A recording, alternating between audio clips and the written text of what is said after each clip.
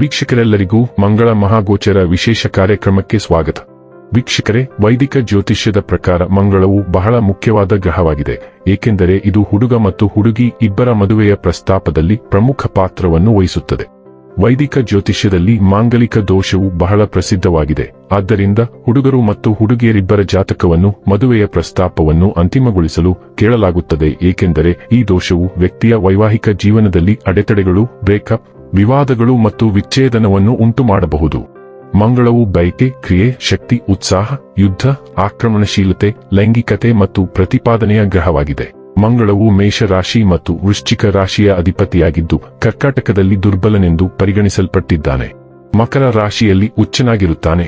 ಕಾಲಪುರುಷ ಕುಂಡಲಿಯಲ್ಲಿ ಮೊದಲ ಮತ್ತು 8ನೇ ಮನೆಗಳನ್ನು ಆಳುತ್ತದೆ. ಮಂಗಳನು ಜನ್ಮ ಪಟ್ಟಿಯಲ್ಲಿ ಕಿರಿಯ ಸಹೋದರನನ್ನು ಪ್ರತಿನಿಧಿಸುತ್ತಾನೆ. ಮಂಗಳವು ಸ್ನಾಯು ವ್ಯವಸ್ಥೆ, ಎಡಕಿವಿ, ಮುಖ ಮತ್ತು ತಲೆ, ಮೂತ್ರಕೋಶ, ಮೂಗು, ರುಚಿಯ ಪ್ರಜ್ಞೆ, ಗರ್ಭಾಶಯ, ಮೂತ್ರಪಿಂಡ ಮತ್ತು ದೇಹದ ರಕ್ತ ಪರಿಚಲನೆಯನ್ನು ಪ್ರತಿನಿಧಿಸುತ್ತದೆ. ಮಂಗಳ ಗ್ರಹದ ಬಲವಾದ ಪ್ರಭಾವದ ಅಡಿಯಲ್ಲಿ ಜನಿಸಿದ ಸ್ಥಳೀಯರು ಕೆಂಪು ಛಾಯೆಯೊಂದಿಗೆ ಬಿಳಿ ಮೈಬಣ್ಣವನ್ನು ಹೊಂದಿರುತ್ತಾರೆ. ಸ್ಥಳೀಯರು ಎತ್ತರ ಮತ್ತು ಸದೃಢರಾಗಿರುತ್ತಾರೆ ಮತ್ತು ಮುಖದ ಮೇಲೆ ಮೊಡವೆಗಳು, ದುಂಡಾದ ಕಣ್ಣುಗಳು ಮತ್ತು ಉಳಿದವು ಕಿರಿದಾಗಿರುತ್ತದೆ ಮತ್ತು ಮೂಳೆಗಳು ಕೆಂಪು ಮೂಳೆ ಮಜ್ಜೆಯಿಂದ ತುಂಬಿರುತ್ತವೆ. ಮಂಗಳ ಗ್ರಹವನ್ನು ಯುದ್ಧ, ಸೈನ್ಯ, ಉತ್ಸಾಹ, ಶೌರ್ಯಕ್ಕೆ ಕಾರಣ ಎಂದು ಪರಿಗಣಿಸಲಾಗುತ್ತದೆ. ತಂತ್ರಜ್ಞಾನ, ವಿದ್ಯುತ್, ಹೋರಾಟಗಳಲ್ಲಿ ಇದರ ಪಾತ್ರವಿದೆ. ಜಾತಕದಲ್ಲಿ ಮಂಗಳ ಶುಭ ಸ್ಥಾನದಲ್ಲಿದ್ದಾಗ ಅದು ಶುಭ ಫಲಿತಾಂಶಗಳನ್ನು ನೀಡುತ್ತದೆ. ಮತ್ತೊಂದೆಡೆ ಅದರ ಸ್ಥಾನವು ಅಶುಭವಾಗಿದ್ದರೆ ಫಲಿತಾಂಶಗಳು ಸಹ ಒಂದೇ ಆಗಿರುತ್ತವೆ. ವರ್ಷ 2026 ಮೇ ತಿಂಗಳಿನ 11ನೇ ತಾರೀಕಿನ ದಿನ ಮಧ್ಯಾಹ್ನ 12:27 ಮೀನ ರಾಶಿಯಿಂದ ಹೊರಬಂದು ತನ್ನದೇ ರಾಶಿಯಾದ ಮೇಷರಾಶಿಗೆ ಸಾಗುತ್ತದೆ. ಮಂಗಳ ಗ್ರಹವು ವರ್ಷ 2026 ಜೂನ್ ತಿಂಗಳಿನ 21ನೇ ತಾರೀಕಿನವರೆಗೆ ಮೇಷರಾಶಿಯಲ್ಲಿ ಇರುತ್ತದೆ.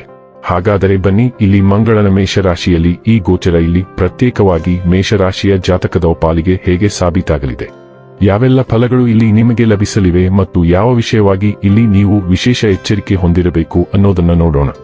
ಎಂದಿನಂತೆ ನಮ್ಮ ವಿನಂತಿ ಎಂದರೆ, ನೀವಿನ್ನೂ ನಮ್ಮ ಚಾನೆಲ್ ಅನ್ನ ಸಬ್ಸ್ಕ್ರೈಬ್ ಮಾಡಿಲ್ಲವೆಂದರೆ ದಯವಿಟ್ಟು ಈಗಲೇ ನಮ್ಮ ಚಾನೆಲ್ ಅನ್ನ ಸಬ್ಸ್ಕ್ರೈಬ್ ಮಾಡಿ. ಹಾಗೆ ನಿರಂತರ ವಿಡಿಯೋ ಅಪ್ಡೇಟ್ಸ್ಗಳಿಗಾಗಿ ತಪ್ಪದೇ ಪಕ್ಕದ ಬೆಲ್ ಐಕಾನ್ ಬಟನ್ ಕೂಡ ಕ್ಲಿಕ್ ಮಾಡಿ. ವಂಶ ಪಾರಂಪರ್ಯ ಜ್ಯೋತಿಷ್ಯರು ನಂಬರ್ 1 ವಶೀಕರಣ ಸ್ಪೆಷಲಿಸ್ಟ್. ವೃತ್ತಿ, ಉದ್ಯೋಗ, ಮದುವೆ, ಹಣಕಾಸಿನ ಸಮಸ್ಯೆ, ವ್ಯಾಪಾರ, ಆರೋಗ್ಯ ಸಮಸ್ಯೆಗಳಿಗೆ ಫೋನಿನ ಮೂಲಕ ಪರಿಹಾರ. ಇಂದೇ ಕರೆ ಮಾಡಿ. ವೀಕ್ಷಕರೇ, ಮೇಷರಾಶಿಯ ಸ್ಥಳೀಯರಿಗೆ ಮೇಷರಾಶಿಯಲ್ಲಿನ ಈ ಮಂಗಳ ಸಂಚಾರವು ಅತ್ಯಂತ ಮಹತ್ವದ್ದಾಗಲಿದೆ, ಏಕೆಂದರೆ ಮಂಗಳವು ನಿಮ್ಮ ರಾಶಿಯ ಆಡಳಿತ ಗ್ರಹವಾಗಿದ್ದು ನಿಮ್ಮ ಜನ್ಮಪಟ್ಟಿಯಲ್ಲಿ 8ನೇ ಮನೆಯನ್ನು ಸಹ ಆಳುತ್ತದೆ. ಮೊದಲ ಮನೆಯು ನಿಮ್ಮ ವ್ಯಕ್ತಿತ್ವ, ದೈಹಿಕ ನೋಟ, ಆತ್ಮವಿಶ್ವಾಸ, ಧೈರ್ಯ ಮತ್ತು ಮಾನಸಿಕ ಸ್ಥಿತಿಯನ್ನು ಪ್ರತಿನಿಧಿಸುತ್ತದೆ. ಆದರೆ 8ನೇ ಮನೆಯು ಹಠಾತ್ ಬದಲಾವಣೆಗಳು, ಏರಿಳಿತಗಳು ಮತ್ತು ಜೀವನದಲ್ಲಿ ಅನಿಶ್ಚಿತತೆಗಳೊಂದಿಗೆ ಸಂಬಂಧಿಸಿದೆ. ಈ ಸಂಚಾರದ ಸಮಯದಲ್ಲಿ ಮಂಗಳವು ನಿಮ್ಮ ಸ್ವಂತ ರಾಶಿಯನ್ನು, ಅಂದರೆ ನಿಮ್ಮ ಮೊದಲ ಮನೆಗೆ ಪ್ರವೇಶಿಸುತ್ತದೆ. ಸಾಮಾನ್ಯವಾಗಿ ಮಂಗಳವು ಮೊದಲ ಮನೆಯಲ್ಲಿ ಸಾಗುವುದನ್ನು ಹೆಚ್ಚು ಅನುಕೂಲಕರವೆಂದು ಪರಿಗಣಿಸಲಾಗುವುದಿಲ್ಲ, ಆದರೆ ಮಂಗಳವು ತನ್ನದೇ ಆದ ರಾಶಿಯಲ್ಲಿ ಸ್ಥಾನ ಪಡೆದಿರುವುದರಿಂದ ಅದು ಖಂಡಿತವಾಗಿಯೂ ಕೆಲವು ಸಕಾರಾತ್ಮಕ ಫಲಿತಾಂಶಗಳನ್ನು ನೀಡುತ್ತದೆ. ಈ ಸಂಚಾರದ ಪ್ರಭಾವದ ಅಡಿಯಲ್ಲಿ ನಿಮ್ಮ ಸ್ವಭಾವದಲ್ಲಿ ಹೆಚ್ಚಿದ ತೀವ್ರತೆಯನ್ನು ನೀವು ಗಮನಿಸಬಹುದು ಮತ್ತು ನೀವು ಪ್ರತಿಯೊಂದು ಕೆಲಸವನ್ನು ಆತುರದಿಂದ ಪೂರ್ಣಗೊಳಿಸಲು ಪ್ರಯತ್ನಿಸಬಹುದು.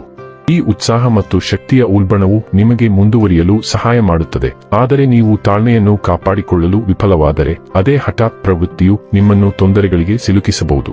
ನೀವು ಆತುರದಲ್ಲಿ ತೆಗೆದುಕೊಂಡ ನಿರ್ಧಾರಗಳಿಗೆ ವಿಷಾದಿಸುವ ಸಂದರ್ಭಗಳು ಉದ್ಭವಿಸಬಹುದು.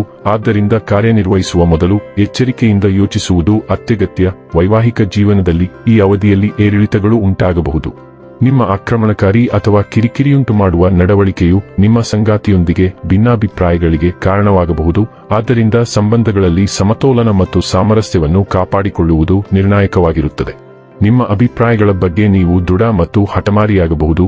ಇದು ಕುಟುಂಬ ಸದಸ್ಯರು ಮತ್ತು ನಿಮ್ಮ ಸುತ್ತಮುತ್ತಲಿನ ಜನರನ್ನು ಅನಾನುಕೂಲಗೊಳಿಸಬಹುದು. ಮನೆಯ ವಾತಾವರಣದಲ್ಲಿ ಉದ್ವಿಗ್ನತೆ ಇರಬಹುದು. ಆದಾಗ್ಯೂ ಅದೇ ಸಮಯದಲ್ಲಿ ಆಸ್ತಿ ಅಥವಾ ಭೂಮಿಗೆ ಸಂಬಂಧಿಸಿದ ಲಾಭದ ಸೂಚನೆಗಳಿವೆ. ಆರೋಗ್ಯದ ದೃಷ್ಟಿಕೋನದಿಂದ ಈ ಅವಧಿಯು ಸ್ವಲ್ಪ ದುರ್ಬಲವಾಗಿ ಅನಿಸಬಹುದು. ಜ್ವರ, ತಲೆನೋವು ಅಥವಾ ಅತಿಯಾದ ದೇಹದ ಉಷ್ಣತೆಗೆ ಸಂಬಂಧಿಸಿದ ಸಮಸ್ಯೆಗಳು ನಿಮ್ಮನ್ನು ತೊಂದರೆಗೊಳಿಸಬಹುದು. ಎಚ್ಚರಿಕೆಯಿಂದ ವಾಹನ ಚಲಾಯಿಸುವುದು ಮತ್ತು ಯಾವುದೇ ರೀತಿಯ ಶಸ್ತ್ರಾಸ್ತ್ರಗಳು ಅಥವಾ ಅಪಾಯಕಾರಿ ಚಟುವಟಿಕೆಗಳಿಂದ ದೂರವಿರುವುದು ನಿಮಗೆ ಉತ್ತಮ. ಸವಾಲುಗಳ ಹೊರತಾಗಿಯೂ ಈ ಸಂಚಾರವು ನಿಮ್ಮ ಗುರಿಗಳ ಮೇಲೆ ಹೆಚ್ಚು ಗಮನಹರಿಸುವಂತೆ ಮಾಡುತ್ತದೆ.